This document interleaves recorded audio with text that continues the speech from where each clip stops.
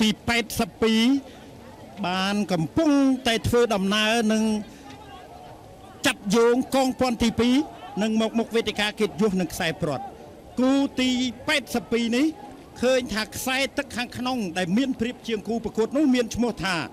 ព្រះច័ន្ទកុមារថេរាសែនជ័យដែលជាទូកនៅក្នុងវត្តកំពង់ស្បូវស្រុកប្រាសាទសម្បូរខេត្តកំពង់ធំដែលមានឯកសណ្ឋានពណ៌សបានបន្ថែមល្បឿនទៀតហើយមកមុខវេទិកាកិត្តិយសឯខ្សែទឹកខាងក្រៅមហាគ្រុឌសែនជ័យគឺជាទូករបស់វត្តនិកវ័នរកាខ្នោស្រុករកាខ្នោក្រូចឆ្មាខេត្តត្បូងឃ្មុំនៅពេលនេះខ្សែទឹកខាងក្នុងបាទខ្សែទឹកខាងក្នុងគឺព្រះច័ន្ទកុមារថេរាសែនជ័យស្រុកប្រាសាទសម្បូរខេត្តកំពង់ធំមានល្បឿនលឿនណាស់បានដាច់គូប្រកួតតែម្ដងគឺមកដល់ខ្សែព្រ័ត្រគឺបានទូងស្គរឲ្យជ័យជំនះបាទទៅជ័យជំនះខាងប្រាសាទសម្បូរខេត្តកំពង់ធំគឺព្រះច័ន្ទកុមារថេរាសែនជ័យ